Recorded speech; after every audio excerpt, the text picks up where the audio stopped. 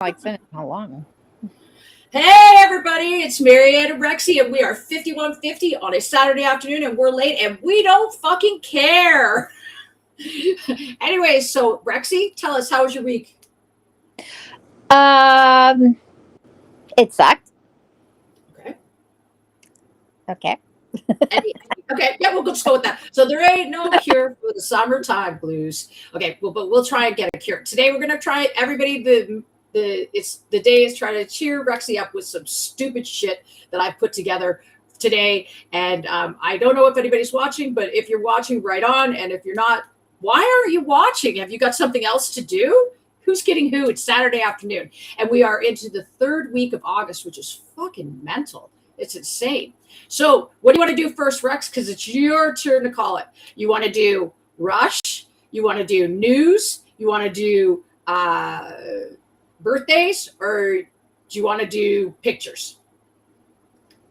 I got all sorts of choices. So where do you want to go? And we've also got another segment this week we're going to do called Rexy's Rant. So yeah, which is going to be fun. That's right. I've got my rant segment, so I can't wait. But that happens at the end. So pretty much we'll start. You can start off with your Rush stuff. Rush. Okay, let's start with Rush this week. All right, so Rush, of course, was playing in Toronto all week. Toronto, as we like to call it. So we had 4 great shows, tons of fans coming in from all around the world, which is really super exciting. Everybody had a great time. They loved our city, which was amazing. Now, my favorite people that went to the show. Oh wait, I forgot to put my little sign up here, which is "There's no place like a Rush concert." Magic words. So, and there isn't. Rush is a great place. Now, so we'll start off. I think we'll start with something cool that happened to one of the people that is on my Facebook. He went to the show. He had some nice seats, and he ended up sitting right beside. Remember the video we watched the very first day when Rush came out with the Xanadu stuff, and there was that video at the beginning? Yeah. Okay, so these are the kids in that video. Oh. Still pretty rad. Like, I mean, I call these brushes with schmarminess. And so he had his brush with schmarminess, which is, there were so many sightings. Anika Niles did an autograph session at Long and McQuaid last weekend. And it was like down the road. People were just like going crazy. They, to meet her. And it was very exciting. And they did meet her. So here's a picture of somebody's backyard beaver, which is a Rush beaver. They've got it all painted and looks good. I like that. I actually probably would buy one of those if I had a backyard. Mm-hmm. And if I had $1 million. And then, of course, we've got this I found, which is Marilyn Manson, who brought out a new album again this week. And he's wearing a Rush shirt. So, I mean, everybody loves Rush. You should too, just like Saxon. So, and as well, before we get on to my favorite people that went to the show, John Theodore and Josh Homme were spotted in a portal. Now on the Rush tour, they have these portals and they run these videos through it, and everybody's underwater. Like, it's almost like Rush is in a submarine. And so this is John Theodore from Queens of the Stone Age. And of course, our favorite, Josh Homme, Frank and Ginger, who we're going to call later on, because I have I don't have a complaint. I actually have a warning for him with respect to some messages he got last week. He has been answering the phone himself, which is actually hysterical. Anybody who's following Queens of the Stone Age on Instagram, they come on and there's a few videos, and it's just been absolutely hilarious. All right, so we're going to be quick with Rush. The only thing I saw this week was I saw a video with Alex Lifeson talking about throwing away all his pot because he smokes it. So, Alex, what you need to do is you need to phone me, and I'll get you hooked up with these capsules that I take, because I take a 10 milligram THC, 10 milligram CBD capsule for pain for my osteoarthritis across my shoulders, and it is just the best thing ever. It's a company called Glacial Gold. I'll give them a free plug today. Call me Glacial Gold. That's one thing. I can't do alcohol companies, but I can totally do Glacial Gold. They have the best capsules in Canada and reasonable prices. They actually, the only cannabis company that dropped their prices because they know they're medicinal. So yay, Glacial Gold. Okay, so the cool part is my friend Sean, who is going to come on the show, he's got that cool 80s retro band that's got like all old musicians from different bands, like Mike Turner from Our Lady Peace used to be in it. And Darren Smith was in it at one point, the guy from Red Dragon Cartel that's sick. He's got all sorts of people that were Canadian in the 80s, were big Canadian artists. Well, Our Lady Peace still is big.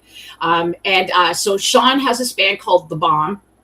The Bomb is actually done for the charity that I used to work with, the Children's Cancer Charity. The Bomb performed at the 24-hour spin for me in 2010. So I'm always indebted to Sean. I've known Sean since I was 14, and we went to Duran Duran together. So when he comes on, we actually could talk about the Duran Duran show and how I got in the video.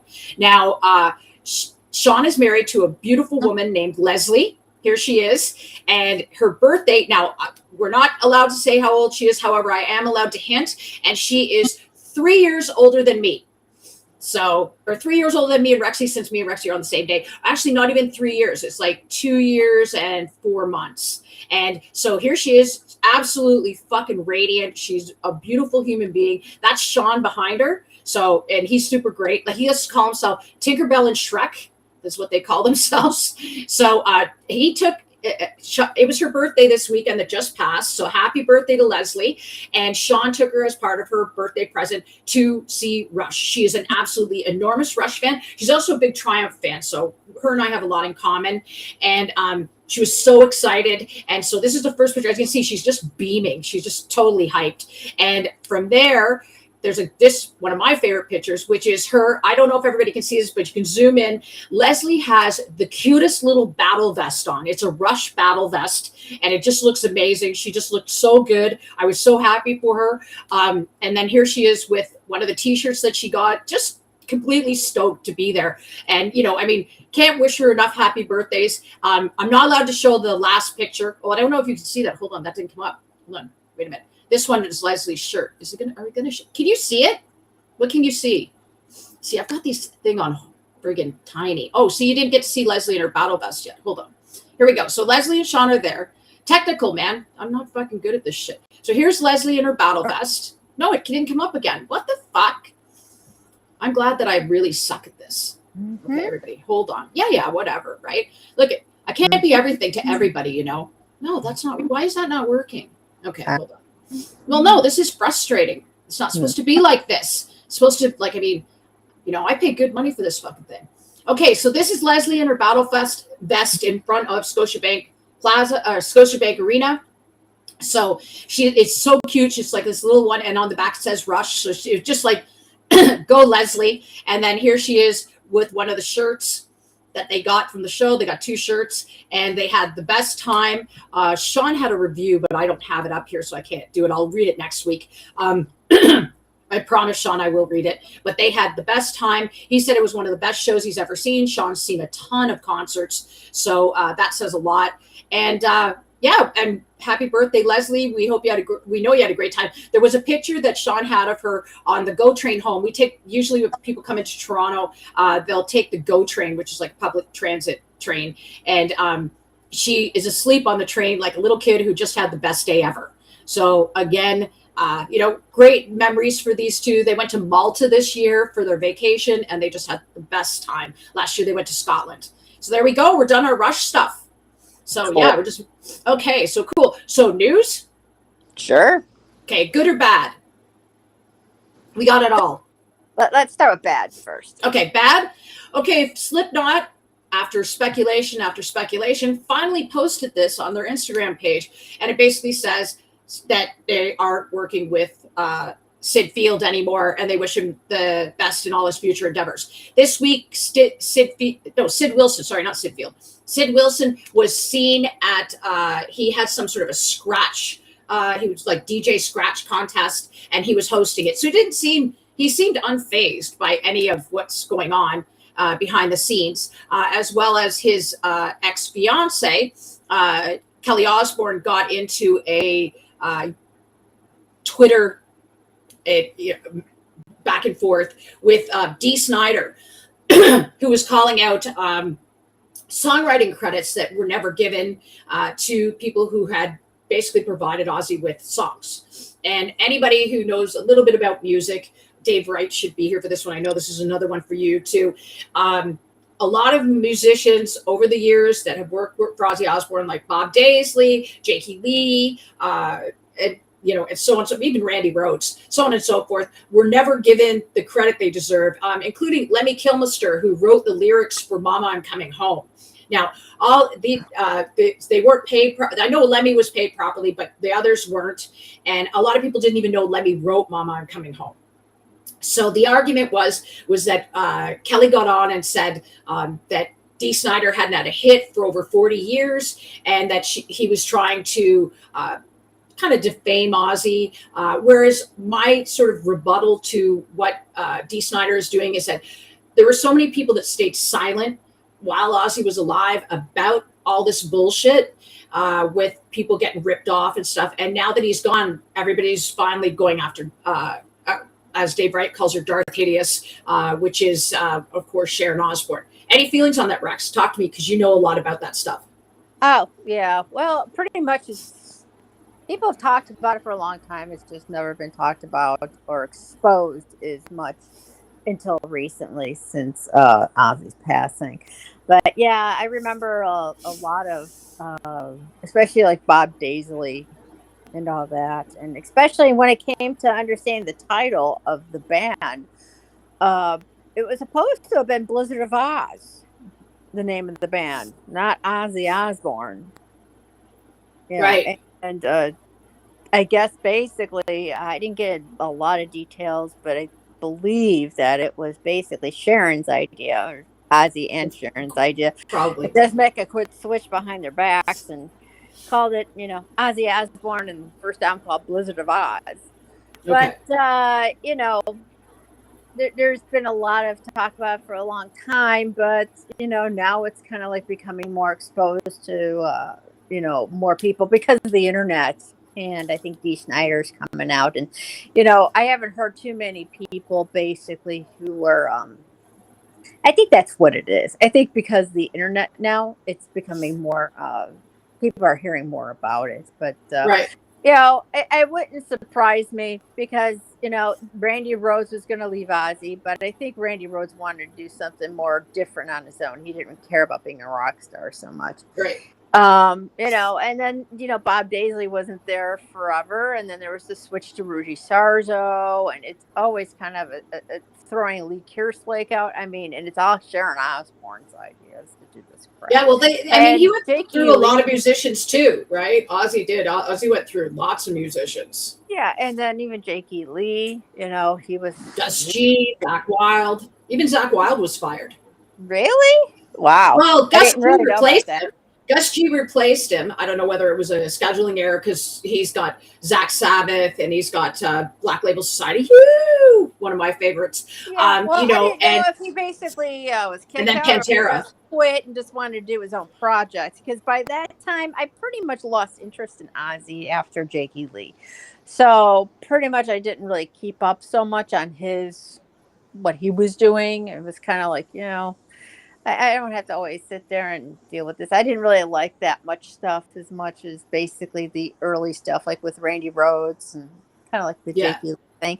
I mean, not saying that anything with Zakk Wylde wasn't good. It's just I kind of was not as like, it wasn't like my big full. I wasn't as hard into basically the Ozzy's band as much as wasn't like as it was back in the 80s or something like that.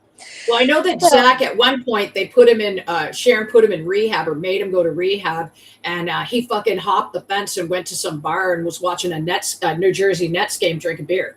Like, he was just like, fuck this. And then, so it finally took his doctor telling him, look, if you don't stop drinking, you're going to die. And he was like, okay, never mind.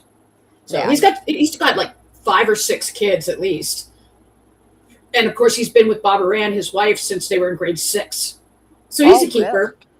Yeah. And she's super cool. Like, yeah, they're a hilarious couple. She, like I said, I love Zakk Wylde. And he has like these action figures that he loves. I love action figures. And she calls them his dolls. It's like, they're not dolls. He's like trying to be this badass, and like, he's like completely whipped. Like, his wife has the balls in her purse, which is fine. Somebody's got to hold on to them. So at least you won't lose them on him. Right? Oh, that's funny. Yeah. Oh, yeah. No, they're a great couple. They're just, and he just loves her to bits. And I mean, they just get stronger as they go along. And yeah, they've got a bunch of great kids. They've got like couple kids got really great names. Like, one kid's named Sabbath. And yeah, it's like crazy. Like they started off with naming their kids like kind of normal names, and then that was the end of it. It just went from there. I think one kid's named Hendrix. I think one kid's named Hendrix. I'd have to go through. What we'll do is next week I will say what all Zach Wild's kids' names are. There we go. Great. And here we go. This is a cartoon I found, which I thought was pretty funny. It's this guy going, that metal sucks. And then this angel flies down from heaven, hands him a note. So he thinks he's getting a message from God. And it says, fuck off. So, yeah. And he's right. You know, God's right. Fuck off. Rock and roll to save the world. So, yeah. So, okay. So, two more things as far as kind of bad news, I guess. One is that Frank Beard, of course, the only man without a beard in ZZ Top, has Frank Beard, but he's Frank, without the beard. That's right. And he unfortunately has taken ill and had to take a step back from ZZ Top for a couple of shows. They've replaced him with, I don't even know if they've announced the session musician that they're going to use, but, you know, Frank Beard's an original member, and, you know, we wish him the best. He's a funny guy. Like, he talks about, I forget, he talked about, like, he was a heroin addict for a long time, and he talks about, like, how he saved money on using heroin and stuff. I can't remember what it was. I'll have to get it up. But he's a really funny guy. He's a good guy. And, you know, we don't wish bad health on anybody. Not really. I mean, I can't think, except, no, I mean, even Lars is gone, so it doesn't matter. He got the worst kind of health of all. Anyway, but yeah, so Frank Beard, please get better. We want you back in the band. You know, I actually met Dusty Hill in 2009. I was up at Casino Rama the night before ZZ Top played, and I actually have, do I have the photo anymore? Not anymore. Anyway, another thing the Hetfields got, basically, I was walking and I saw this guy, and he like had custom leather outfit on, right? And I looked at him and I said to him, I said, "Excuse me, are you in ZZ Top?" And he goes, "No." And his fucking manager behind him started laughing, like laughing, right? So I was like, I ran back upstairs, Googled it on my phone, because you aren't allowed to put like cameras or anything like that down on the floor in the casino. So I Googled it, I came back down and I found him. I said, "Why are pants on fire?" And he was with this wife named May, very nice lady. And he actually went out of his way to spend some time with us, hanging out for about 2 hours. We just chatted and stuff. Very cool guy. Let me take a picture with him outside of the casino. And then the next morning when I was leaving, I was jumping on a bus because it was free. You could get the bus back and forth free from Toronto. So all of a sudden I hear, "Marianne." And I'm like, I turn around and there's fucking Dusty Hill, and he's running. He's like, "What are you doing?" I go, "What are you doing?" And he's like, because apparently at Casino Rama, bands aren't allowed to give out comp seats. Like, there's no VIP line. There's no VIP list. So they have to pay for their own tickets if their friends are coming. So he was actually waiting for the box office to open. So we hung out. I had just gotten an iPhone 4. They had just come out, and that was the one with the movie camera on it. And so we started making these crazy, stupid movies. Human Centipede had come out. Are you familiar with Human Centipede? Heard of it. Okay. Human Centipede is a movie about this crazy doctor who decides he wants to make a human centipede. So he kidnaps 3 people, and then he sews their, like, basically one person, and then the other person in the middle, she has her mouth on the guy's bum, and then the next person has their mouth on her bum. So it's like all the way across, right? So I said that Dusty, because Dusty's been in a couple of horror films, and I said, Dusty's going to be in Human Centipede 2, and he's going to be the middle one. Yeah. And he thought that was fucking hilarious. And so, yeah, mission accomplished. And yeah, so he's a good guy. They're good guys. And yeah, another one that I don't think is dead is Dusty Hill, but that's another story. There's a whole list of them. All right. So the other person who has some health concerns this week, Paul Stanley put up a get well soon, is Rod Stewart. Rod Stewart had to have open heart surgery this week. And so we're wishing him a speedy recovery, because, you know, Rod Stewart's a legend, right?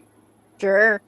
I don't know. I think, you know, I mean, at 81, if you're up there, same with like Lionel Richie, and like Frankie Valli he just retired like this week, and he's 92. It's like, okay, buddy, you know, give yourself a break. So a nice thing that in 2024 that Rod Stewart did with Johnny Depp is right here, which I'm going to talk about, which is he did a charity event where they raised $300,000 for cat charities, for stray cat charities in Britain. And it was a great little thing that they did. Here's a picture of, I call Johnny Depp Daffy Ramirez, because in 2009, I was on Twitter, and Marilyn Manson said, "Who wants Johnny Depp to join Marilyn Manson?" And I said, yes. And I said, of course, everybody in Marilyn Manson is named after a serial killer and a movie star, a famous person and a movie star. So I named him Daffy, after Daffy Duck, Ramirez, after the Ramirez brothers. No, Menendez, that's right. So Daffy Menendez, there he is. And so, yeah, he's one of my fuckers. That's for sure. So, yeah. So, good stories. I mean, I think he's just a lovely person. And I think, anybody who's doing nice things for charity, for the animals, I got nothing but good things to say about you, especially when it comes to the animals. Okay, so what will we do next? Let's see. I got to get these things off here. Sorry about this, guys. My tech is just shit today because I have to keep the screen so small because there's so many pictures. All right, so after we do that, then we start getting into the good news. Oh, wait, there's one more bad news, and that's Gene Hoglan is having a fight, and I have the information on this. I brought it up. Okay, let me just see here. That can go. Here it is. Okay, so Gene Hoglan, of course, is he's been in Testament, and who else has he been in? He's in one of these heavy metal musties. Anyway, he did something. He in August of 2026, right now, Reversed Records, Rob Shallcross, the co-founder, publicly accused Dark Angel drummer Gene Hoglan of leaving unpaid invoices, withholding money from crew, and causing major financial losses. Now, he's completely denied all of the allegations and said, "See you in court." Now, I have a friend on X who actually follows these. He said the album that they're talking about, there were fans that signed up to get this album, and it never appeared. And so there's a lot of no accountability. And I've only ever seen something like this happen once before, and that was with Black Label Society in 2000. They were doing a deal with Epiphone, and so everybody was buying these die-cast Zakk Wylde on a motorcycle things, and they were supposed to get an Epiphone guitar as well. I think it was $200, $250 or something. And I think only out of 3 people ended up getting it. And people were taking this Zakk die cast and putting it in the toilet and doing all sorts of horrible things with it. And then Zakk ended up having to do a lawsuit against Epiphone. So Epiphone, I guess, got their shit together eventually. So there you go. So yeah, so I don't know the deal with Gene Hoglan, but my buddy says that he's on the side of the manager. So who knew? Yeah. All right. Yeah. Well, what do you do, right? I mean, they're going to know more than me. Like I said to him, the album, the band, he's like, yeah, I bought the album. And I'm like, great album, a cover and stuff. And he's like, yeah, but this album itself is shit. So what do you do? Anyway, so getting back to cats, Jonathan Davies in 2022 started a charity called Freak on a Leash. And what it is it's an animal. Yeah, part of the money. They have collars, they have leashes, they have these coffin cat dishes or food dishes for probably for dogs too. And here's a really good picture of Jonathan with all the animals and all of the money. I have it up here. I got the actual name of the charity. The charities are Take Me Home Rescue, which is a rescue for cats that are all animals that are on the euthanized list, as well as feral cats and high risk animals. So all the animals that nobody wants, right? Mm-hmm. And or et cetera, et cetera. I don't think that there should be a kill shelter anyways. I don't believe in kill shelters. A lot of people who are PETA, people need to wake up.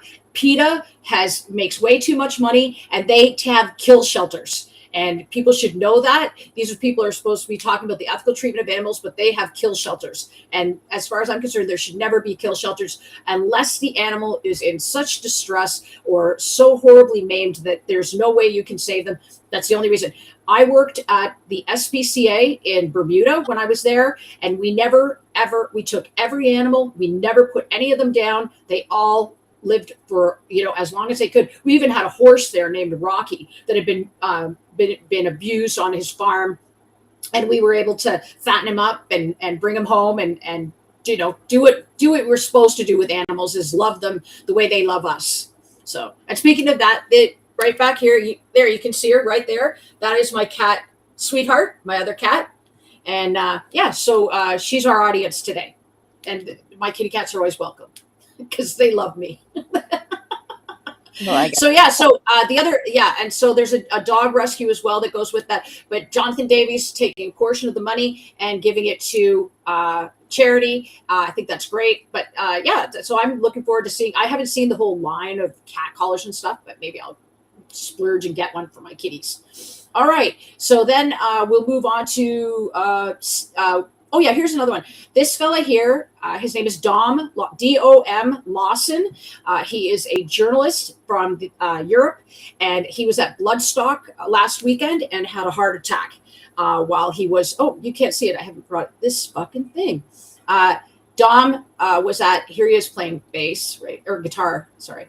Anyway, so they've launched a GoFundMe for him. Which I will put in the link. I hope everybody looked at the links last week. I put in Not Dead Yet, Jason Becker. I also put in the orangutan palm oil, a situation in Indonesia, the documentary there. This week as well, after we do this, but I'm going to put every link for every GoFundMe that there is. Connie Burden is still looking for I think there's $2,000 left on her GoFundMe. I mean, people step up, Jennifer Finch's has gone almost to $400,000. And this just shows the difference in the communities. We've got the metal community who are just so tight fisted, but they got no problem paying, gazillions for concert tickets. And then we've got the punkers who are they open their wallets and they share. And we're seeing that now. So Dom here, very obviously well loved in the community. His GoFundMe went up on Wednesday. He had a heart attack on Sunday. He was at Bloodstock covering the event, and he had a heart attack. So it just got in the way of his life. He's apparently a real busy guy, lots of fun, and and so what they're doing now is they've raised 80% of what they want. He wants 16,000. Well, he doesn't want it. They want it for him because he's going to need rehabilitation after he gets out of the hospital, because people were like, oh, well, he's got NHS, so he'll be covered for everything. I'm like, no, that just covers the medical stuff. The rest of it, he's going to have somebody come in, help him clean, probably, have somebody there, maybe prepare his meals for him, as well as out-of-pocket expenses like lost income. So, there's lots of things to consider, especially when you've had some sort of a health concern like that. And so, if you've got it, guys, again, I will put in a link in the YouTube and on the X page and Facebook. If you got it, share it, and skip a coffee and do something nice for Dom. He seems like a nice guy, and I read a couple of his articles and he's really good. So yeah, okay. Next is let's do this. Okay, COC did a concert in Switzerland, and I don't know if you can see that, Rexy, but anyway, they climbed to the top of a fucking mountain, and they did a concert inside basically a log chalet. I mean, outdoors, and everybody, it was basically eye to eye with the fans. Here, I've got a great picture of Pepper. And they just had an absolute, I watched the videos and they had an absolutely great time. So what a great way to end their European tour. They're back home now because the tour starts, I believe, tonight. Tonight, I believe the tour starts. And here we go. Next Sunday, they're in Toronto. So, and I'll talk about that a bit later. But so COC had a fucking great tour for Good God, Bad Man, which is their double album. I'm hoping they do more sets, but they've been touring this album now for about a year. Woody's back home, but Pepper and is, of course, out with Down. And so, again, these guys, hardest working guy in rock and roll, Pepper Keenan, and one of my favorites. And I love his wife, too, Jenny. Okay, so then we had a solar eclipse on the 12th of August. So here's Brian May, who of course is an astrophysicist with his solar eclipse glasses on, getting ready to watch this. He actually traveled to Spain to watch the solar eclipse because apparently that was the best viewing of it. So on that day, which is very exciting, we had One of the coolest things happened on the 11th. Richie Blackmore, through I believe his wife probably came up with the idea, but Deep Purple was playing at Jones Beach. Now, Richie Blackmore and Ian Gillan have had a long-standing feud, I'm guessing over money, with respect to Deep Purple, and they hadn't played together in 33 years, which is a good number. One of my favorites is the threes. And on the night of the solar eclipse, they were playing at Jones Beach, and Richie Blackmore lives right around the corner. So I don't know if Candace, his wife, came up with the idea or what happened, but Richie Blackmore announced it on X on Wednesday, Tuesday night, and on Wednesday he came and jammed with them. They played their entire show, and then during the encores, the very last song, they played. Richie Blackmore got up on stage and played "Smoke on the Water" with them. There you go. And look at how thrilled Ian Gillan is. He's just off the charts. He's so excited. He said he could, he's like, oh, my friend lives around the corner. And yeah, he decided that, he wanted to come jam. Like he literally said to him, he said, I live right around the corner. Would you mind if I come jam with you? Sure, Richie Blackmore.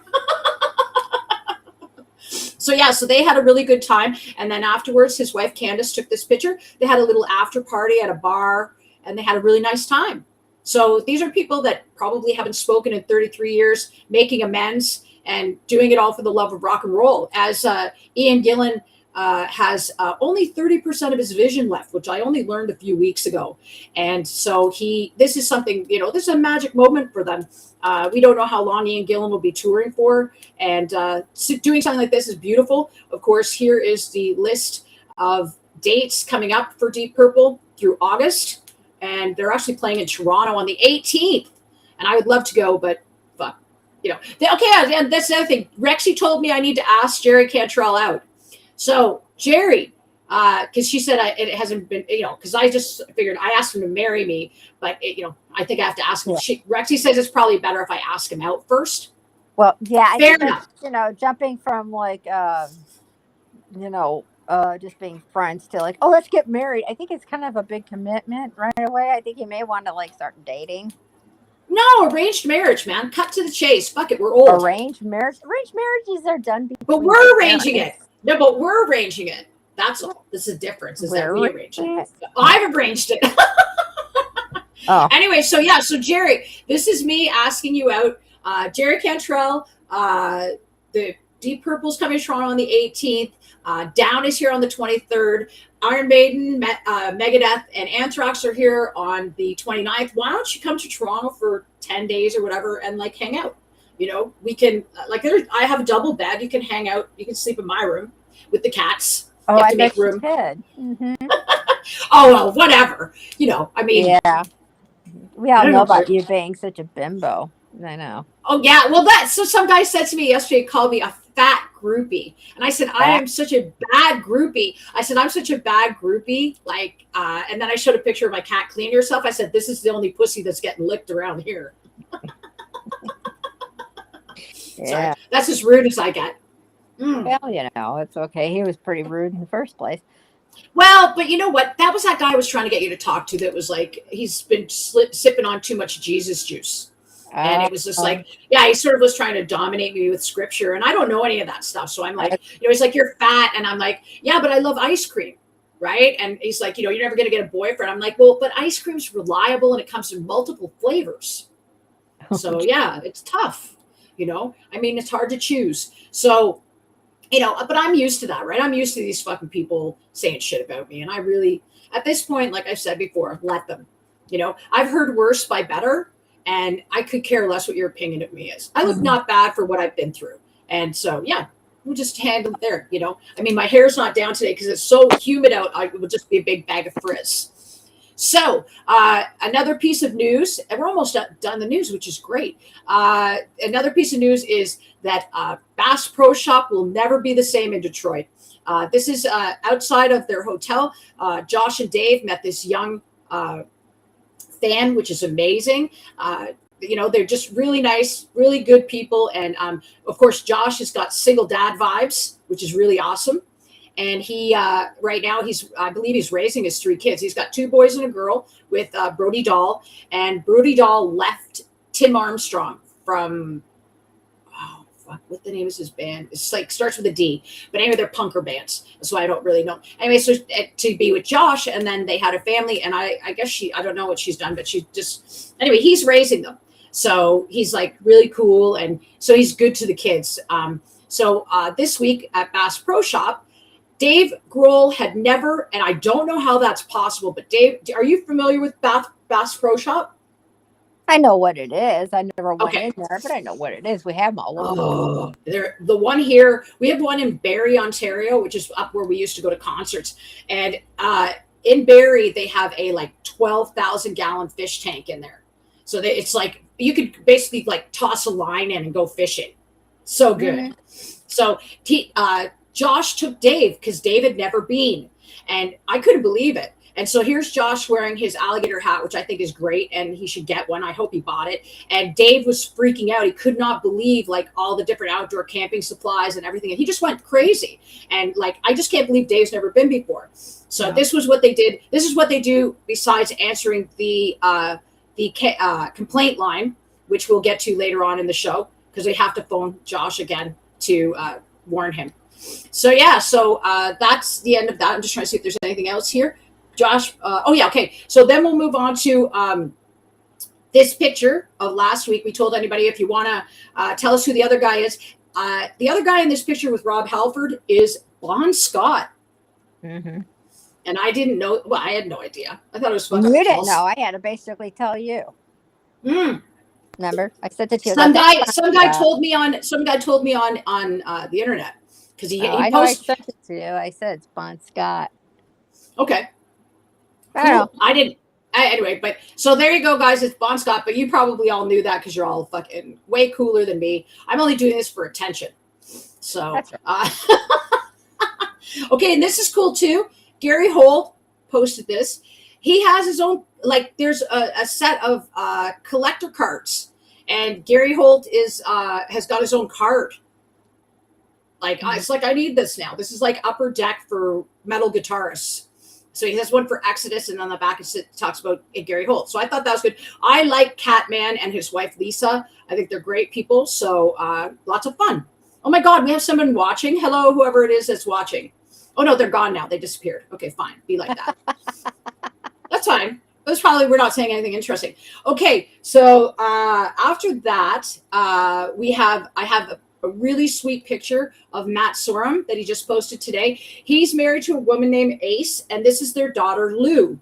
And he's been on the Kings of Chaos tour. Of course, Matt Sorum from The Cult, Velvet Revolver, and Guns N' Roses during the Use Your Illusion time. Great drummer, really nice person. Matt, I actually he was on the guy who Zoomed me naked, Lon Friend. He was on his podcast right around the time that I met Jim Martin. And I know Lon from somewhere. Where do I know that? Lon Friend. I know that. He was he's the owner, the editor of RIP magazine, RIP magazine. Okay. And then he was A&R for Clive Davis. He's written a couple of books, Planet Rock, which Lars did the intro in, and then he wrote one called Sweet Demotion, where basically just complains that he got fired and his wife left him, and it was just like, woe is me, when meanwhile he was one of the most debaucherous people in rock and roll. He was the one that was, if you watch Year and a Half in the Life of Metallica, he brought all the pornography to the recording studio in Vancouver, calling it Code of the Road, man. So and like I said, in 2014, these are people that they have interviewed all the, and they're writing books and things that I wanted to do before, Metallica stood on my throat. And so we were friends. And then he Zoomed me, and he Zoomed me fucking naked. And I was like, what? So I was like, okay, whatever. And that was the last time I ever spoke to him. Cause he's like, oh, you seem nervous. And it's like, well, yeah, you're fucking naked, loser. Hello. Some guy zooms you naked, and it's not like it's Jerry. If Jerry zoomed me naked, I'd tell him to get a towel, but I don't need to see that just yet. Alrighty, Right? we have to Okay. have another drink because Yep. between Oh Metallica yeah. Oh, that's right. That's and you. Mary, Everybody, I gotta have forgot. a Yes, lot of keep drinking going drinking. on here. Keep drinking. Okay, so this here, Matt also posted this week, Matt Sorum, which is a picture of Lars. Now, Matt is on the boat that I am on, which is that the man performing with Metallica right now is not Lars Ulrich. And so Matt and a lot of other people are starting to post. There was another one that I can't find, but it was a picture of that Ron Quintana, the man that Lars stole the name Metallica from. He had a picture from him. And I'm trying to find this other picture that I pulled the other. There it is. Okay, yeah. So this one Matt pulled out. The other guy, Ron Quintana, his friend pulled out another picture last week of Lars, again from back in the day. And as you can see, guys, take a good look at his chin, okay? And then look at this motherfucker. That ain't the same motherfucker. Not unless he's had some sort of like heavy facial reconstruction surgery for some reason. Now, Lars's second wife, Skylar, is a cosmetic surgeon. Lars used to make fun of people who used to cosmetically enhance themselves in any way. He used to, like I said, Darren Malakian, he made fun of him because he had a weave. Like, that's what a dick Lars was. And as you can see, that's not Lars. Like, that's Lars there, right? And this is an old picture with Matt, I'm guessing probably from the Guns N' Roses Metallica tour. And so, yeah, Matt pulled this out, and there's lots of other people. Anybody who's out there who's got a picture of Lars from back in the day, show it. Show us your pictures of Lars, you know, and wake up these fucking Metallica zombies and show them. And then, by the way, drink. So, and yeah, so there, you know, so there you go. So there's the comparison for the week, and I thought that was really nice of Matt to do that. While we're on this again, and while we're drinking, let's throw this up, which is, of course, the Poison album. It's the Black Album by Poison. Can you see that?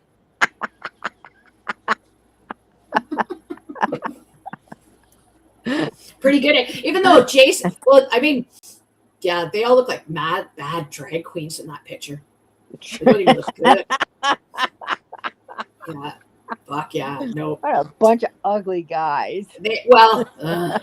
Fucking ugly on the inside for sure, right? Except for Jason. Jason's okay. We'll give Jason the hall pass. So let me just see here. Okay, so we're working through this stuff really fast, and then we can get to Rexy's rant. Now, I want to talk about. Oh, well, let's do the. Do you want to do birthdays first? Sure. Okay.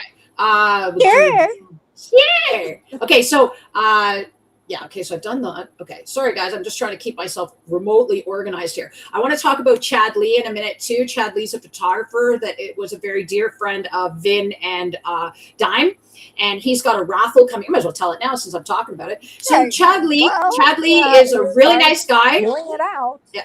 So this here is a photograph that Chad took of Dime, and he actually has this one and this one here.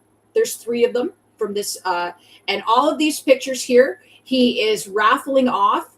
You can either buy one of his photographs. He's got a ton. If you're into metal, if you're especially like, you know, from like the 90s metal, he's got Black Label Society, Hatebreed, lots of bands, like, lots of good stuff. Especially though, is he's got lots of Dime. And the thing, my idea, of course, that I put to Rita, and I'm waiting, hopefully she'll get back to me and whatever, but I came up with an idea called Far Beyond a Scrapbook. And what I'd like to do is I'd like to take photographs like these and put them in a scrapbook and have the friends all tell stories about Dime. Now, Chad has started this, and you can either buy a photograph from him. I will put his link on Facebook here, and you can either buy a photograph from him, or you can buy raffle tickets from him at $10 each, $60 for 10 of them. So a good deal. And you can win one of these photographs, and they're worth like $150, $200. Of course, they're priceless because it's Dime, right? And they're beautiful photographs, I think. And so then from there, what will happen is that if you win, Chad will contact you, and then you just have to pay for the shipping. And as like this one here is fucking magic. Like if I like, there's so many good pictures of them. Like it's just amazing. Like Chad does some really beautiful work, and definitely if I ever get a chance to do this scrapbook, he will be tapped for photographs because he's got some great ones. And yeah, so everybody here, I got a funny picture of Diamond Vin that I thought was pretty funny, which is them passed out, because you never saw them passed out. They just love to party. So there they are, sleeping in the back of the limo. So, and of course, Dime's birthday is August 20th, and that will be when the raffle that Chad's doing for these photographs will be. He'll be doing it live on Instagram. So everybody get out there and invest in this stuff. I mean, like, here's another great photograph of his as well. I mean, look at these pictures. These are fucking, you can't get, this is the kind of stuff that should have been in magazines. But of course, unless you knew somebody, you couldn't get them in. So Chad's just got some really beautiful stuff. And obviously you can see that Dime was definitely a muse of his. So yeah, so that's kind of fun. So if you're into Dime Bag, there you go. Do yourself a favor, get involved in that raffle, right?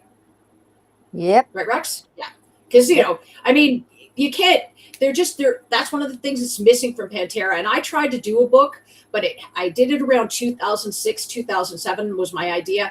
And my friend Bill Hale, who's coming on the show, he's going to be our first guest next week. He's doing a documentary right now on Charles Fields in Cape Cod. He's originally from Hawaii, and he was one of the original photographers in the 80s. He's got an entire book on Megadeth and one on Metallica that you can get. The Megadeth book, I believe, is out of print, and you can get it on Amazon for $300. The Metallica one, of course, is $21.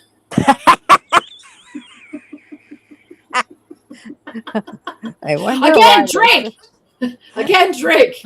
So yeah.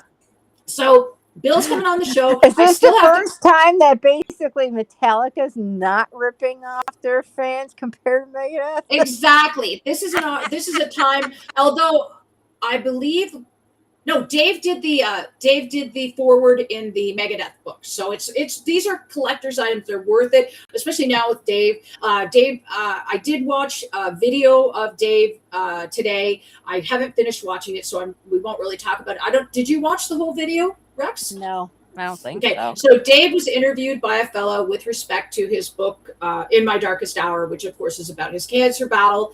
I started to watch it. It's really good. I mean, Dave's great. The best part was that Dave, first of all, he asked somebody to close the door very politely. And then all of a sudden he's like looking on the floor, and I'm like, what? Why is he paying attention? And then I realized the Mustaines have their dog of choice, because Electra has one, and this little guy was one.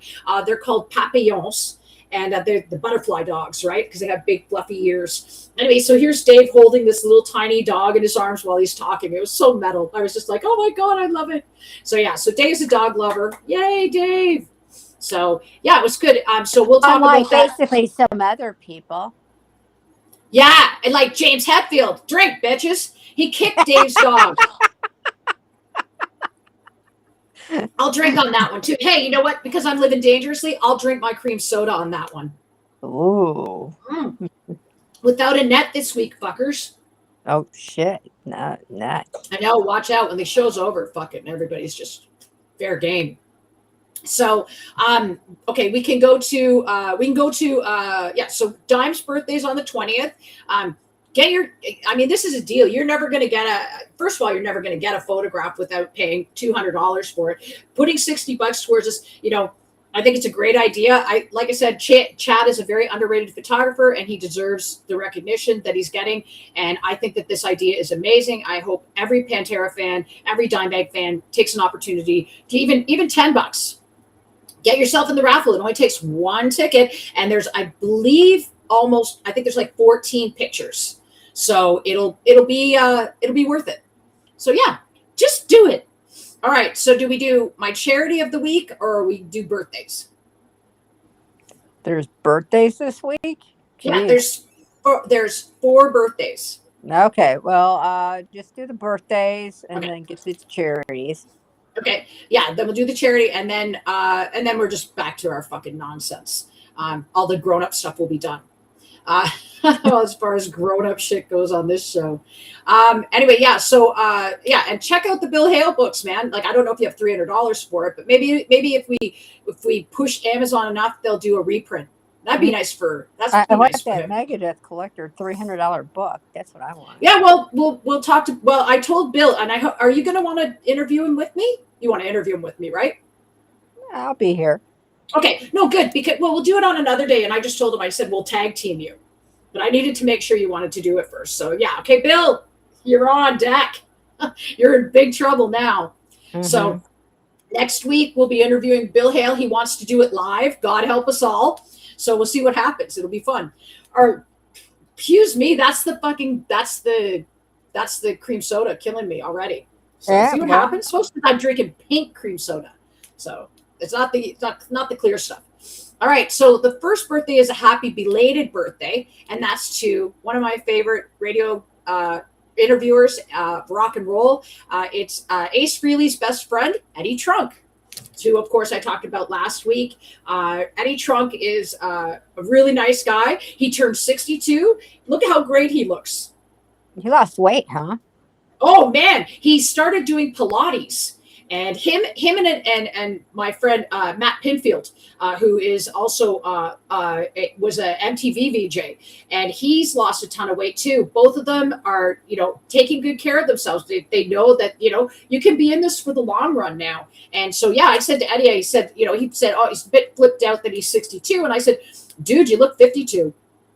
You look great. It looks way better. And of course, just a great journalist. This week he had Matt Sorum on, and he had Billy Bob Thornton on, and a couple of other people. He's just, he just lines them up and they come. And as I said, he was great with Philip Anselmo when everybody was canceling him. He was the first one to come on and do a live interview with Philip, and Philip really shared with him. And I don't think anybody else could have ever done that. So I'm a big fan of Eddie.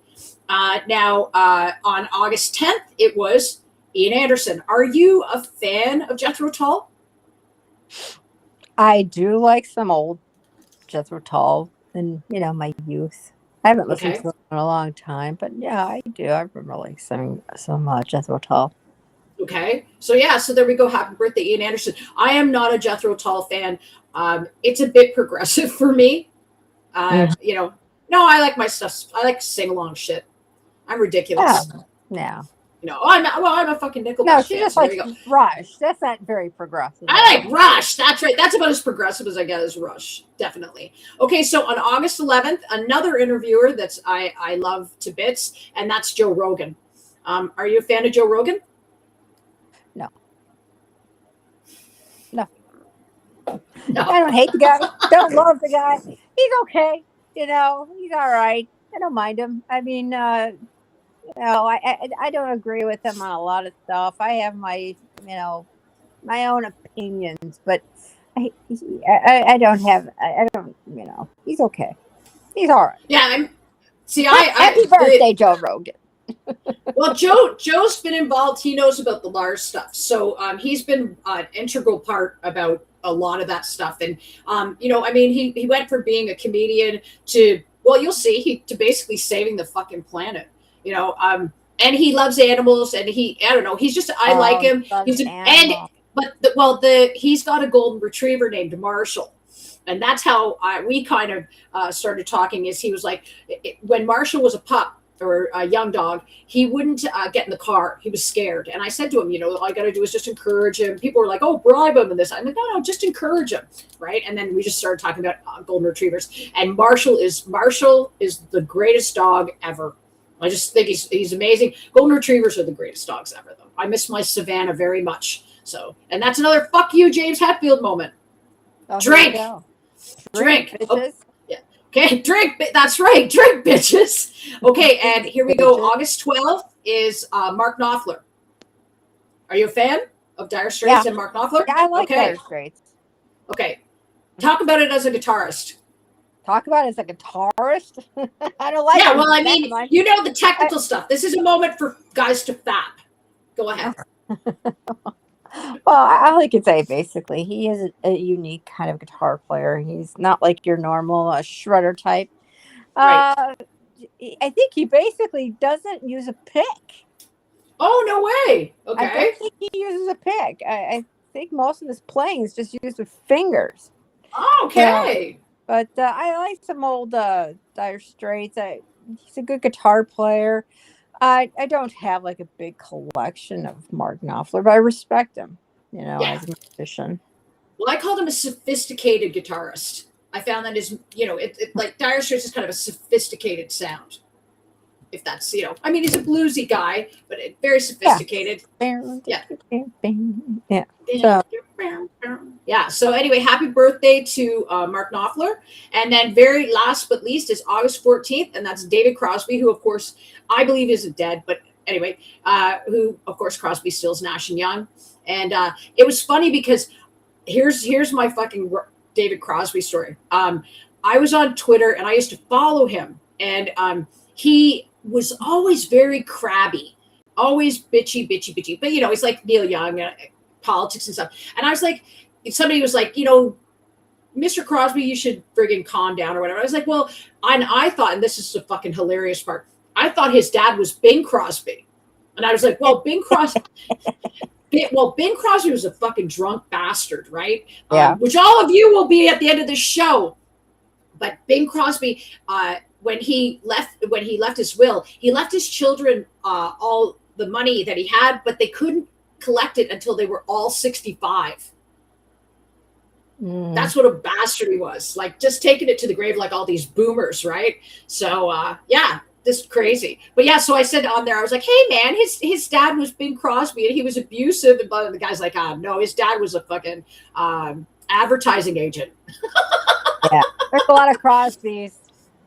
Yeah, I was laughing. But that's the thing. I love being an airhead. I mean, I come by it honestly. So there you go. All right. So the charity of the week is one that Ricky Gervais loves, Slash loves, Dame Judi Dench loves, and Paul Egan loves, and Marianne Jacobson as well. It's called Animals Asia. And Animals Asia is basically helping out all of the animals, such as this animal here, which is a sun and moon bear. Now, this bear here, it's like a kitty cat. They climb up trees, and they're just like a kitty cat. They're so sweet, very gentle, and they walk on two legs. So a lot of people used to think that these animals were people inside suits. And they're just beautiful, beautiful creatures. Now, the unfortunate part is that in Asia, I believe Animals Asia has a preserve for these sanctuary for these animals. It's in China, because in China they use, which I've talked about before, they're using these animals for their bile. And bear bile, a lot of the problem is that with Chinese medicine, what they do is they tell people that a lot of these things have virility. It causes virility, like, so you get a boner longer, like rhino horn. Now with bear bile, it's been around. It sort of was a cure-all, and unfortunately during COVID, they started to say that bear bile healed COVID. Well, that's bullshit. Now the only person that needs the bear's bile is the bear. And so what they did, unfortunately, is they have these poor animals caged. And then they drain the bear bile from them, their bile from them, like stick a tube down their throat and collect the bile. It's horrific. It's not fair. And these animals need to be free. They need to be in these sanctuaries where they can be loved and cared for, because they've been through torture and they don't deserve it. And the other thing that Animal Asia does as well is they work on the dog and cat meat trade. And they're trying to end it. They work out of Vietnam and China for the dog and cat meat trade. And the thing that's with the dog and cat meat trade, like when I first saw it was happening, there was a Yulin dog meat festival, and I thought to myself, okay, well, we can't tell people what to eat in other countries. This is a cultural thing. Then I find out that this dog meat festival has only been going on for like 40 years. So basically, it's a bunch of fucking sadists. Then Ricky Gervais, in one of his stand-up comedies, I believe it was Humanity, he says at the end of it, he says, talks about the dog meat trade, and then he says, yeah, the problem is that these people, they take a blowtorch to the dog to marinate its meat while it's still alive. So we're getting adrenalized meat. You're eating fear, and not only that, you're eating a dog. right? And the other problem with the Yulin Dog Meat Festival is that they don't like, these aren't farm raised dogs. These dogs are stolen from people. These are pets, and they steal them and then they round them up and sell them. And This goes on in Asia? Wow. yeah, or there's their puppy mills where they basically just overbreed the dog and then toss it. So it has to stop. These are like, I mean, dogs are, people like, my mother bred dogs, so I mean, I've seen it all. And she bred golden retrievers from 1974 until 1993. And so I've whelped them down, and dogs deserve more love. Like, one of the dogs that I know has passed on, that the fucking Hetfields, have another drink, got in when I lost 9 of them. Her name was Savannah, and between her and my 2 boykins, Mason and Dixie, who Mason would sleep in my room and Savannah would sleep in the hall because people were breaking into the house and doing all sorts of things, stealing the cats, fucking destroying property, and my dogs kept me safe. And I have never loved dogs more than I loved these 3 dogs, and losing them, between them and the cats, was just was the worst part of all of this. That, and of course the torture and abuse of the other animals. My dog Savannah, she was poisoned 3 times, 3 times, and left for dead. And as well as my dog Mason was given ecstasy. And Dixie, they threw her in the back of a hot car in July and left her for dead. They sent me an email saying, "I think you're moving." And all of a sudden my stomach, I don't know how I did it, but universe works amazingly through me. And somebody is inside me, it said, "The dogs need water." So I went out. My office was in the basement. So I went upstairs and I looked for the dogs, and then all of a sudden I had left the van door open or unlocked, and they threw her in the van, and she basically fell out of the fucking van. I had to put her under the cold shower for 3 hours, and finally got her so that she was having seizures, and I finally was able to get her to the veterinary hospital. So she lived, and then Callie fucking Hetfield decided to be a cunt, and they stole the animals, and I haven't seen them since. So since November 29th, 2023, my animals think I abandoned them, when really what happened was Hetfields happened. So there you go. Get drunk. You guys must be fucking liquored by now. You're welcome. Nice and lubricated on a Saturday afternoon. Oh, don't worry about it. We're going to be drinking some more. Okay, hold on a second here. Oh, Gem Tem gave us a thumbs up. Wow, well, thanks. Somebody gave us a thumbs up. All right. How nice is that? Yeah, wow. Okay, that's nice. I don't know this person. So last week we had Macca. Now Macca, like I said, is Paul McCartney, and he asked about Lars being dead because there's a whole rumor about Paul McCartney being dead. So I don't know. I think I sent you something where that you did. There's about Jimmy Page mentioned it. Now it's from something he was talking about at Oxford many years ago.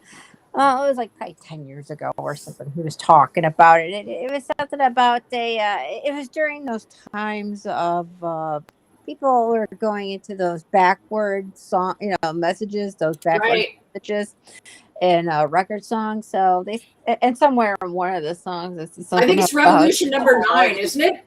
Isn't it Revolution number 9? I don't remember, but that's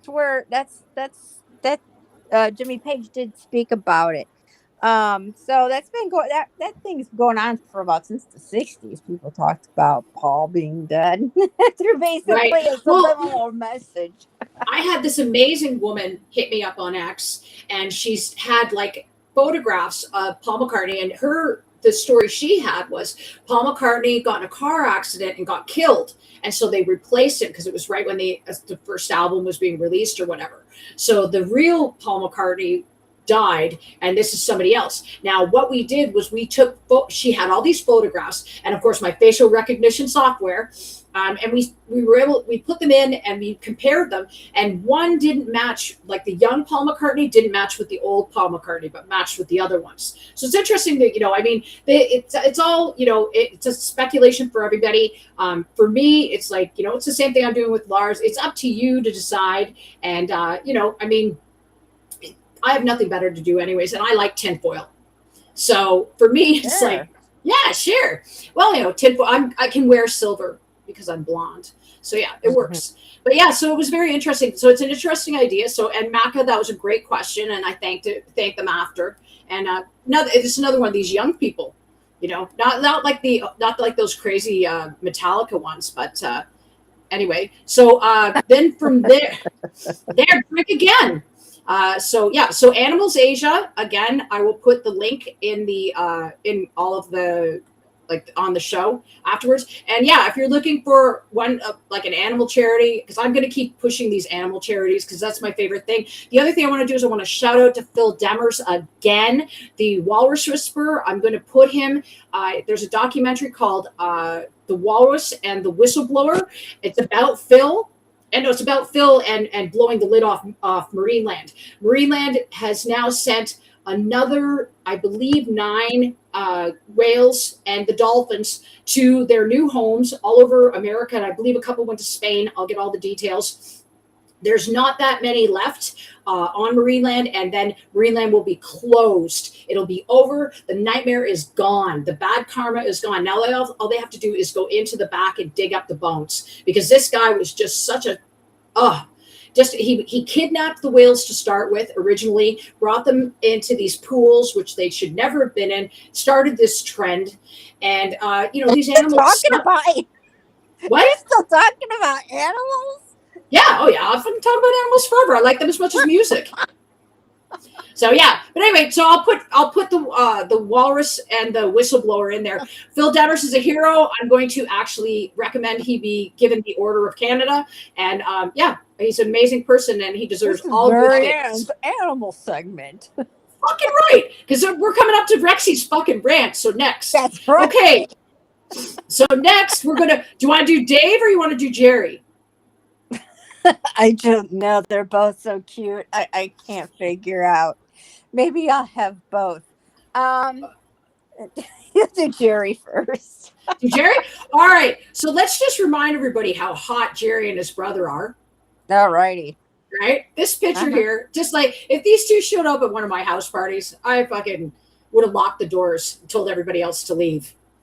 So yeah. Well, hot. Do you want to just like pick one and then we'll switch later? Sure. Yeah, we'll just take, I'll take one and you take the other. And no, I'll take Jerry. I would have taken him back. That's the thing. Like every time I see these pictures, it's like, if these guys had been in my high school, I would have freaking been in a lot of trouble. I barely paid attention then. I would have been going to school though, for sure, so I could see him. Mm-hmm. But yeah, for sure. And here's the cutest picture of ever. David posted this week, and this is, look at little Jerry in his striped shirt.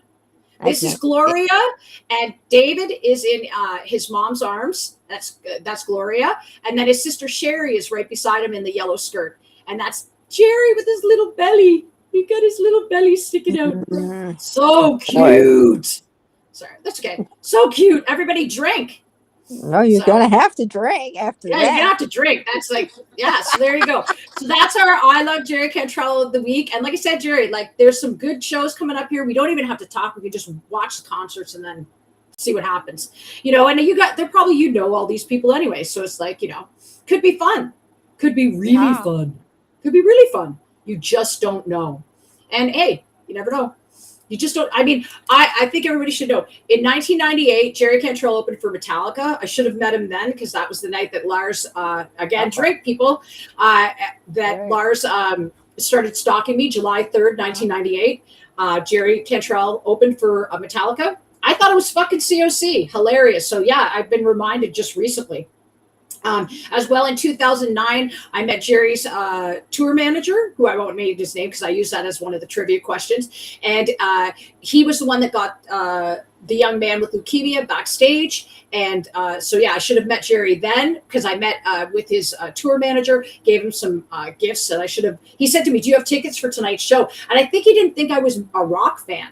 I think he just, I guess he didn't realize, like, he didn't know who I was. Can you imagine? And then in 2010. Is that how he sounded? What's that? Is that how he sounded? Huh? Is that how he sounded? I don't know. No, not Shaw. Oh, can't say his name. Anyway, yeah, that guy, the tour manager, no, he's so cool. Like, he looks like, he looked like, it was so funny because I was like, wearing like all this little athletic clothes and my little fucking ball cap and shit. And I was just like, you know, and I just went to give him the gifts, and he looked like Anton LaVey, the guy from the guy Church of Satan. Devil. No. Yeah, he looked just like him. He was terrifying looking, but he was just such a sweetheart. But he was terrifying looking. He was this big, long trench coat and just like, you know, and it was like, wow, yeah, not, you know. And I was like, I said to him, I said, like, do you ride a bike? And he's like, yeah, actually, I do. And I thought he meant bicycle. Right, because that's what Coast to Coast Against Cancer was it was a bicycle charity, basically cycling charity, and he meant motorcycle. So I gave him like running tights. I gave him like cycling tights, like this whole little. Oh, but I can't imagine how much fun they must have had modeling that shit.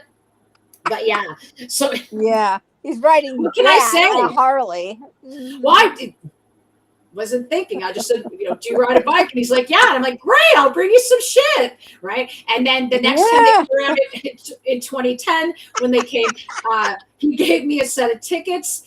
So I should have met Jerry then. But again, Lars was telling him that I was a drug addict. And, you know, Jerry was protecting his sobriety. Well, no, Jerry was protecting his sobriety. And I respect that. So, and then of course in 2023, the Hetfields fucking happened. So again, I hope you guys are fucking nice and lit today. Cause that's, you guys, I mentioned it a million times. I hopefully I don't have to remind you. Cause like, I hope there's people out there that got like little shots lined up. And then it's like, every time they hear me say it, they're just like, drink, just like we did with the Smurfs.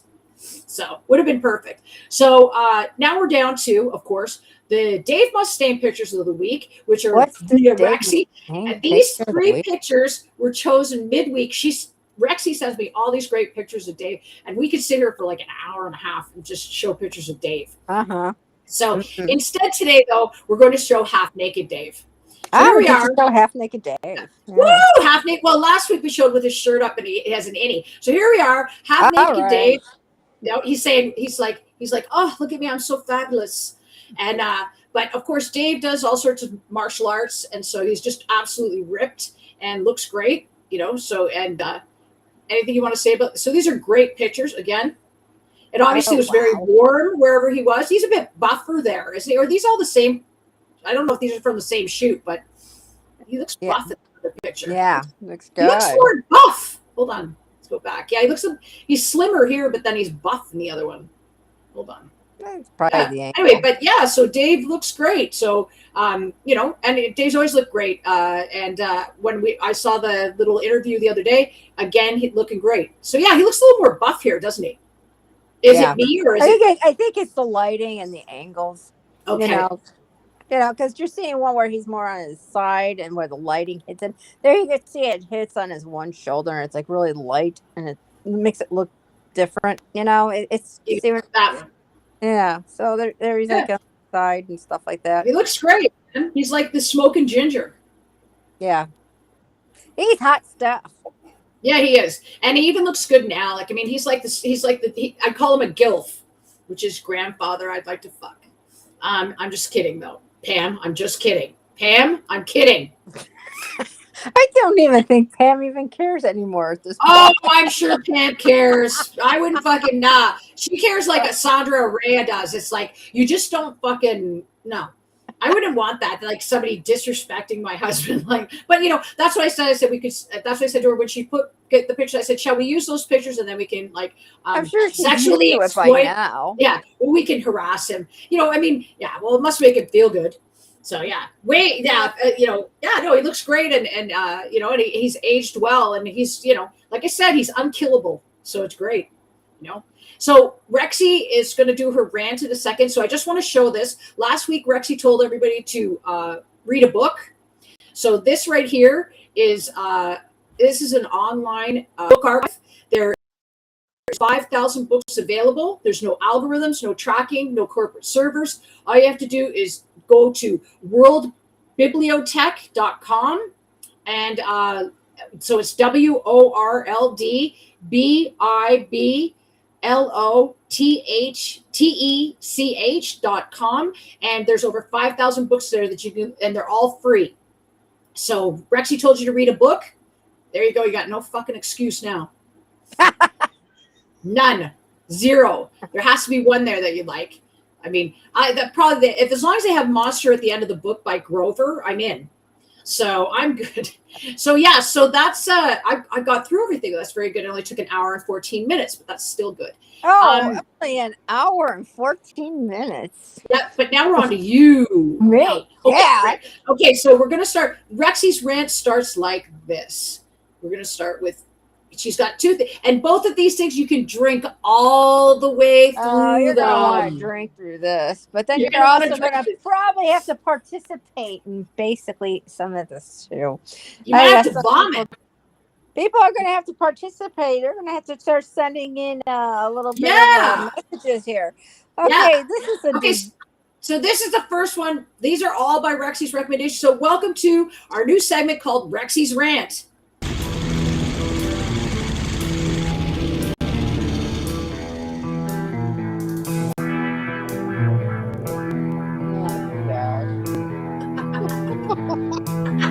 Does this get any worse?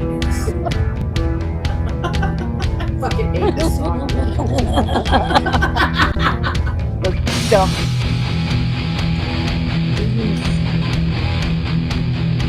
Yo. Coolest motherfucker there ever was. Okay. Let me talk, Gato.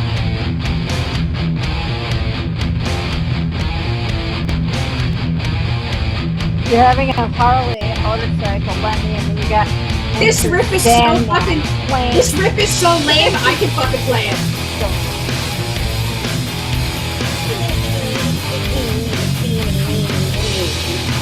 I can't even play this riff. They didn't write this. Say your prayers, little one. Don't forget my son to include everyone. See, James is almost on his knees where he belongs. Till the Sandman he comes. Sleep with one eye open, gripping your pillow tight. Exit light. Enter night. Take my hand. This is not Love to Neverland. Oh, never. Yeah, people are drinking to Neverland. This fucking piece of shit. You know what's interesting is when you watch that video, that's not the song they're playing, obviously, because Lemmy's lips aren't moving correctly. Well, of course not. It's all basically just like lip syncing, or it's it's a record playing in the background. So why did you pick that, Rex? It's a video. Videos they're not actually playing. They're not actually plugged in. It looked like they were performing live, but who knows, right? But yeah, there's James crouching down, getting ready to hobgob on Lemmy. And now, why did you pick that, Rexy? Well, come on. For one, basically, you have Lemmy, who you think is like one of the coolest people in hard rock, heavy metal. Rock and roll, as he likes to say, but yeah. And probably singing and playing the gayest song from one of the freaking gayest bands. Most embarrassing. Keep drinking. Oh my God. Yeah. Lemmy, like, I don't put, like, he always was trying to, do different things and try different things, but like, why he would pick that one out of all of them. Although, I don't understand. But there was a Metallica EP on Lemmy's his 50th birthday. They all dressed as Lemmy and did Motorhead covers. And so there's a bunch of them, like Overkill and Killed by Death. I don't know if they did that, but I know they did Overkill. Anyways, but yeah, Lemmy, he had a lot of people don't know this, but Lars used to fucking stalk people before me, and he used to, in Europe, just basically follow the musicians out of the arenas or smaller venues, and he used to follow Lemmy, and finally one day Lemmy turned around and said, "Can I fucking help you? Like, what do you want?" And at that point, Lars became started the Motorhead fan club. So Lemmy was, although Lemmy has said in confidence that he thinks Lars should have stayed in management and out of music, and I concur. But now we don't saying that for decades. Yes. Yes, definitely. Well, like somebody said to me, there's like 10 years of Metallica good, 30 years of Metallica meh. So, yeah. So there you go. So, yeah, but we love Lemmy. Lemmy can do no wrong as far as I'm concerned. I basically would like for somebody to try to explain to me why Lemmy is always being himself involved with Metallica. Well, that's it because Lars, he believes that Lars gave him a new set of fans. You know, he felt indebted to them a lot for the exposure that they gave Lemmy because he was Motorhead was just such a big influence on the band, so they claim. You can't tell by the music. So basically, he's paying him back by destroying his own reputation. I would perhaps, but Lemmy didn't give a fuck what people thought anyway. That's one of the reasons why I love him so much. And anybody, we're talking about books. So my favorite book I consider to be a Bible of rock and roll and sort of my little mantra book is called White Line Fever, and it's a book. It's a biography by Lemmy Kilmister. And there was a young lady, I know her name is Jody, I can't remember her last name, but she basically had to follow him around and he would talk to her and that's how she got the book. And so everything's quoted and, oh yeah, and he's so funny in the book and it's just such a wonderful read. You know, you can get it in a soft cover for about $20. Do yourself a favor, guys, and read it. It's good. You know, I really enjoyed it and I've read it so many times now. It's like, it's amazing. So yeah, so yay, Lemmy, boo Metallica. Well, I basically have a real big issue when it comes basically to I'm wondering, I don't even know if I wonder this. How do I put this so people can understand? You have somebody like Metallica that makes all this money because they're the biggest sellout band in the world. It's kind of like they're paying off somebody else to make their image look better. Right. You know, and that's basically what I have an issue with. So, because now it's basically you're looking at Lemmy, it's like I thought Lemmy was like this cool dude, you know, he is metal, and then you put it with these guys, and it's like, all right, there's something wrong here. Is somebody buying somebody off? And it's so materialistic, and it's so disappointing. I've been called many times, you know, a fucking gatekeeper. It's like, you can call me whatever you fucking want. But there's a reason why I'm a fucking gatekeeper, if you want to ask me. And I'll explain that more in my rants. But what does anybody else think? Put your opinion down there. Send us your opinion, what you think about Lemmy hanging out with Metallica. Well, the other guy he hung out with, Dave Grohl. Dave Grohl's a huge Motorhead fan. And yeah, I love, you know, Dave was like, he did Run Rudolph Run with him, which is hilarious. And yeah, he was the one actually, Justin Hawkins from The Darkness. Him and Lemmy were having a feud, and Dave actually put them together at the Rainbow Room. Justin didn't know that Lemmy was coming, and they went to the Rainbow Room and were having a few drinks, and fucking Lemmy walked in. And so they started talking and they worked it out. So Dave, the good guy of rock and roll. So there you go. So yeah, no, I love Lemmy. I've seen Motorhead so many times. I had so much fun at Motorhead shows. I love Motorhead fans. I can't say enough good things about them. I always had a good time. The guys were always really nice to me. And one night I was up close enough. COC opened up for them in 2005. And we went and saw them.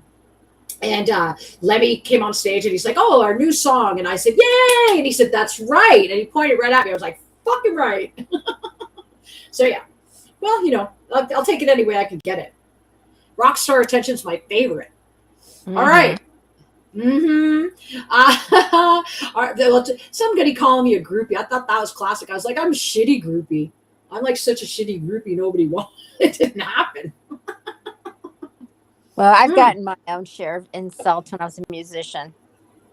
Yeah, you were a musician. I'm just a fan. Like, that's the thing. Like, well, it's just crazy. Even us girl musicians back in the day were basically, guys will say stupid shit like, you know, girl musicians are just basically, you know, groupies with instruments.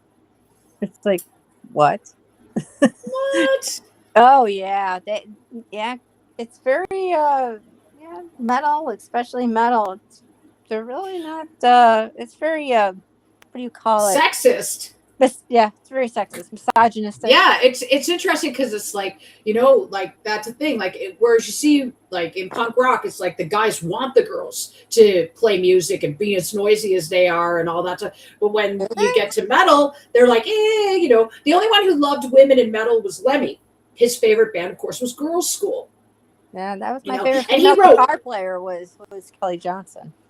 Now, I saw a band that opened for Black Label Society in 2005, that night when Lars and Elon paid for the car to fucking hit us, T-bone us and everything, when I first started to get my osteoarthritis in my jaw. Mm-hmm. And and the girl came out on stage and said, let me kill my stir. Yeah, drink. And let me kill my stir. The girl came on stage, she said, Lemmy wrote me this song. And she said she was just so thrilled, and it was called "Miss Me When I'm Gone." I can't remember the name of the band, but it was all female front, and then the drummer was a dude, and they were actually really good. And that was the thing with Lemmy, was just women were his muse. Like there was no gay in him, and he was just, he wrote lots of great songs. He wrote a song for Pat Benatar. He had a song for Janet Jackson. He was he was like Prince. It was sort of like, here's a song for you. Here's a song for you. Here's a song for you. And so, yeah. Great guy. Love him to bits. All right. Now moving on to the second part. This is Rexy's second part of her rant, which is this. Okay, we found this on Twitter this week, and people were saying, okay, this is James Hetfield giving advice compared to Dave Mustaine. So here we go. The advice that I'd like to give bands that are coming up is just be honest with yourself, be honest with your music, write music that you like, as simple as that. And if you show honesty, then people will come, and then it's easier to be yourself. What do you have to say to kids who want to make it as a rock star? Don't.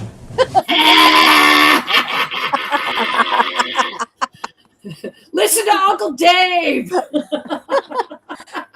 Dave. People were basically talking shit about Dave. Well, Dave is a narcissist and blah, blah, blah. I go, David told us you're right, straight assholes. I think he's basically Dave just being straight about it. James is so hypocritical. Oh, just be yourself and they'll just come. Oh, when you yourself. We don't even know what James is half the time. That video, actually, I recognize the tank top, hilariously enough, that Kirk's wearing from the 2003 Summer Sanitarium tour. So that's actually from 2003 when James was white knuckling it through the tour. When apparently he was also going into the other musicians' change rooms and chugging beer out of their craft service. So that's what I heard, at least. Everybody drink again. So you're gonna drink on that one. Yeah, everybody's fucking liquored on this. This is a great show. You're fucking welcome, people. What a great buzz for a Saturday afternoon. But the thing is that with James, it's just like even especially now, he loves to preach.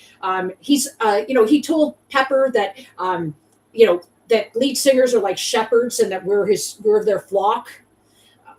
And he believes that he's taken up in the rapture before us. He also believes that he's Jesus. So there's lots of things that people don't know about James. And it's just like, he's a fucking hypocrite. He was going around this last tour to recovery centers when he's got no sobriety and he owns a whiskey company. That's like Scarface going into Cocaine's Anonymous. Like, what are you doing? Like some of these, which we've seen before, the blackened whiskey, these bottles go for $1,000 a piece. Like, I get it. There's money to be made, but when you're in recovery, Lars came up with the idea to start with, and James just went along with it because it was just like they had stolen so many of ideas, they ran out of ideas. So Lars and his wife came up, she went in to manage them, Jessica the sewer rat, cokehead, and that year they got tuxedos, Mercedes-Benz, and alcohol. What the fuck, besides the whiskey, okay, which is Metallica, but James is an alcoholic. What alcoholic has a whiskey company and then goes into fucking rehabs and stuff and says, hey, don't do that, but don't forget to buy my whiskey, and then Mercedes, what about, says Metallica about Mercedes and then tuxedos? And it was just like, oh, fuck, this girl is so tone deaf. She has no idea. But they were cokeheads and they were just like, they couldn't get enough money. It was all about money. It was never about doing good things. And then they started the charity, which was my idea. So, and that was when they started following me again. That's when Lars started following me, telling people, well, we want to help her, but she's a drug addict and she's a fucking transgender lesbian pedophile. Ooh. It's like, yeah, right. Tell that to the judge. So, but This was yes. supposed to have been my rant, not yours. Oh, sorry. Okay, yeah, no, go ahead. But that's well, no, but I mean, the thing is, go ahead. James is a hipster. You know that. Now it's too late. I just basically lost all energy to sit there and just rant on this, and you're going, oh, blah blah. I always go blah blah blah blah blah. Hey, no kidding. It's like, man, we're gonna have another time that basically I bitch at Marianne for talking too much. Yeah. Yeah. And then we get off this, and then it's Rexy's turn. The tide's turn. I let her just talk away. It's great. Well, yeah. If you don't talk more than me, it's not fair. We need a balance. We need a better balance. I gotta yell at you some more. It's like, shut up. Yeah, well, I mean, it could be worse. No, I'm not sitting there going to cry about it. No. I'm not going to bitch about it. That's kind of like the whole point of the Rexy rant. I'm not going to. So, but we could talk about how great Dave is. I mean, Dave put up with so much shit over the years. And somebody was talking about this week. It was an interviewer talking about Dave and saying, people didn't ask questions about Lars and ask questions about James. Dave wouldn't talk about them. So maybe everybody should just find a different, when you're especially this tour, you're being given an opportunity to interview a legend at the very end of his touring cycle. Yeah. What are you doing? You know what? Dave could say any of the fucking thing he wants to. And I'm really getting tired of these Metallica dorks basically bitch about, he basically all he does is talk about, Metallica and Lars and all this crap. It's like, if people are going to ask him about his life, he has every right to talk about it. And if you don't like it, tough fucking shit. You let those stupid let those rats of fucking Metallica spew their bullshit for decades about the man, and basically almost near slander his reputation. Let him say whatever he fucking wants to. Well, and he never talks about Some Kind of Monster, which I think he should. I think that there's a really big part of where they took Dave, and for anybody who hasn't watched Some Kind of Monster, you don't have to. I call it Some Kind of Cold Sore, because they have headshots of James, and he's got this wicked cold sore on his face. My friend Tim, Mr. Shearer, came up with Some Kind of Cold Sore. Shearer. So yeah, you guys are all going to meet Tim at some point. Anyway, but during that movie, Lars asked Dave to attend the movie. Now they were still on speaking terms this whole time. Dave's this very because he's a Virgo, he's very loyal, and he just always wanted that window to stay open. And I know he did. I don't know what the wish was, but I think it was just to keep the peace. And Lars invited him to participate in Some Kind of Monster, and they had a heart-to-heart chat, but of course the cameras were rolling, and really what Lars was trying to do was just and Dave put his heart on his sleeve, and Lars made him look foolish. And when Dave saw the edit and said, look, I don't want this in the movie, Lars said, too bad, you already signed off, fuck yourself. And they kept it in. And I mean, so they fucked Dave in the beginning, they fucked Dave in 2000. They just kept fucking him. And why he put up with it and did the big four, I don't know. I mean, part of it was, again, my idea was the anniversary party, which is where I was trying to make them make peace, because I didn't know what the real story was. But just the humiliation factor is bullshit. Yeah. We're all we've all gotten sick and tired of listening to Metallica zombies talk smack about fucking Dave, and you don't even know what the fuck you're talking about. Exactly. And it's like you basically kiss the world, the asses of the people who basically treated their own fans like shit, and then on top of it, sue the crap about some of their fans, and then totally just turn around and just, oh, well, guess what? We're going to just sell out. Fuck you. And it's like, I thought this was a band who was basically into integrity of being, metal. But no, I guess they decided not to be. So, really, I don't know what's up your fucking dumbasses. But, this is part of my rant. Yeah, well, 300,000 fans, they gave their names to the federal authorities. How now? Most of these fans, these Metallica zombies, except for like the hardcores, are kids that weren't even around in 2000, or that were in diapers around 2000. So they don't remember Napster. They don't remember. All they're seeing is the All Within My Hands shit, which they don't know the story. The charity idea was stolen to start with. I mean, if Metallica actually was accountable for everything that is intellectual property theft, there'd be no Metallica. Because first of all, their name wouldn't be the same because Ron Quintana came up with it. Yeah, and you guys, a lot of these Metallica dorks basically are lemmings, whatever you want me to call them. They don't even know. They don't even know what the fuck they're talking about. There was Most of the actual time. post. There was an actual post where they someone basically posted a live Metallica playing live with Dave playing Mechanics. Okay. And I'm like looking through it, and that's awesome. But and it is great that you knew that that's basically what Metallica was supposed to be. That was like the only way that could have gotten any better is if they replaced that fucking drummer, and Yeah. it would have been so amazing if they replaced Lars. But it was They should have great. replaced him. Just fucking watching that was in great. 80. So I go down and I'm looking into the comments of what some of these people are saying about Mechanics. And there's this one that said, isn't James Hetfield did such a great job on writing the lyrics to this song. I almost fucking wanted to die, and how dumb can you fucking be? Very dumb. Well, they're naive. Educate you idiots who actually thought that bullshit.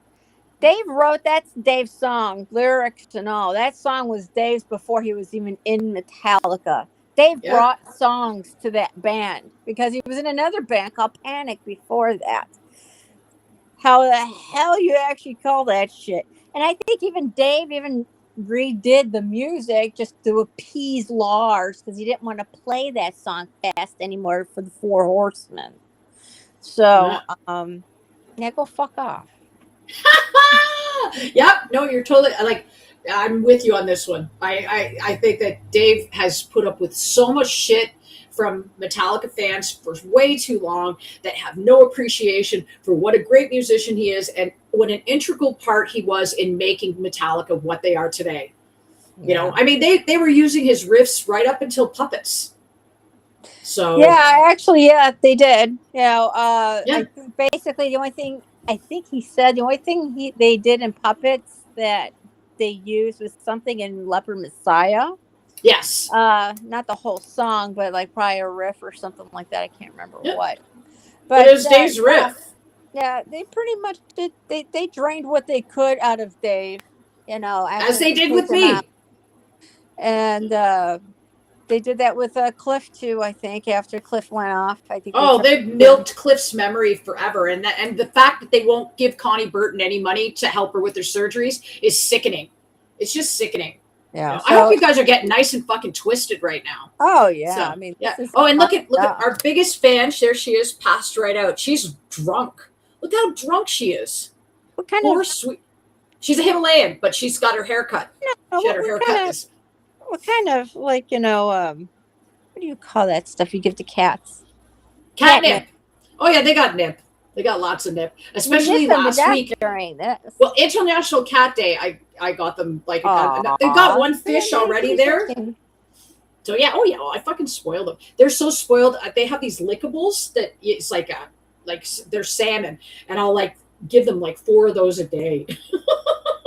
They're so spoiled. They wake me up for treats. So yeah. Well, I mean that's what love is, right?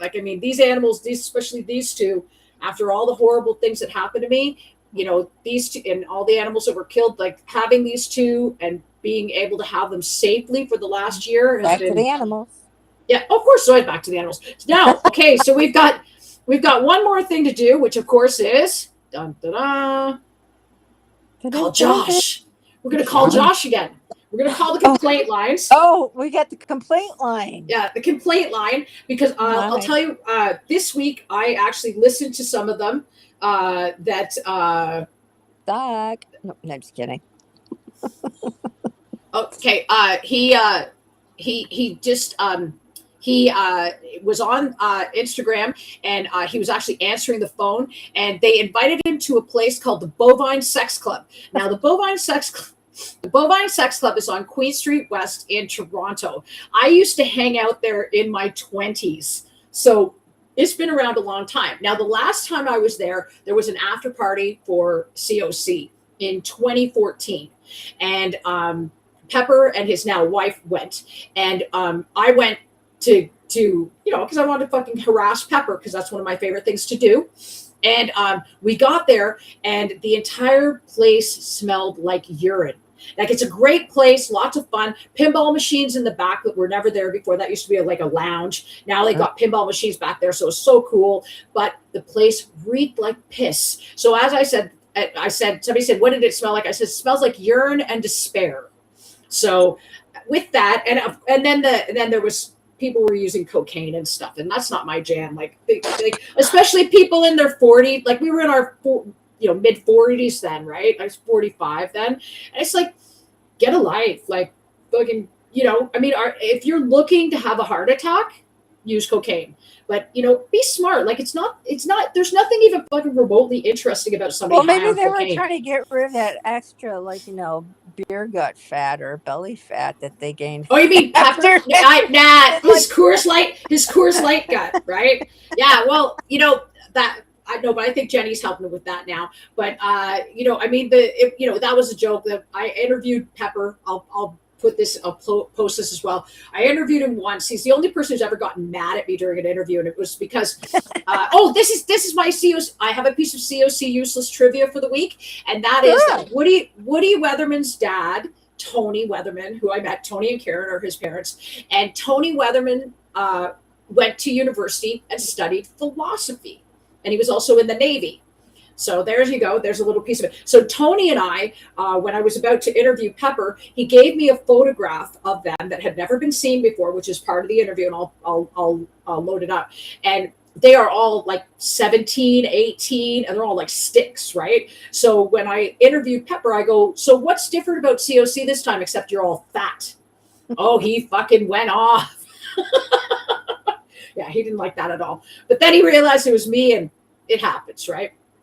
But yeah, no, I'm a huge COC fan. I'm so happy for them. They've had such a great tour. I'm happy for their new band members, especially Bobby Landgraf, who has been a tech as well as on and off member of Down. And he's also in Honky with JD Pincus, who, of course, I've interviewed as well, and who's an amazing guy. And yeah, Bobby, this is your turn, and we're so happy for you. And yeah, he's just a great guy. So there you go. After that, we're just going to call Josh, and then we can call it a day. So let's see if he answers. Probably not, though. Oh. What? You've reached the Queens of the Stone Age complaint hotline. Time is now to set the record straight. Press 1 to make a complaint. Press 0 if you have no complaints. Fix these fuckwads and tell them how you feel. Leave your complaint by voicemail after the tone. Hit pound when you finish bitching. Josh, listen to me, man. You got to stay out of the Bovine Sex Club unless you like urine and despair. It's kind of, or get your shots up to date. We just don't know. Love your alligator hat, but if you come to Toronto, give us a call. Let's know. Oh, by the way, this is Marianne and Rexy at Marianne is 5150. Yeah, and it's good that you're still not answering the phone when we call. So we're going to keep calling until you answer, week after week after week, or until you end the line. Great complaint. Our complaint review team will respond as soon as they give a fuck. You'll be hearing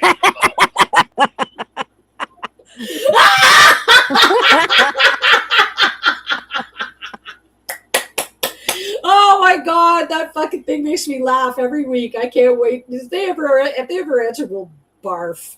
It'll be great. So there you go, guys. That's the end of our show. We actually got through it in a lot less time than I thought we would. I'm not even sure if there's anybody watching. We don't fucking care.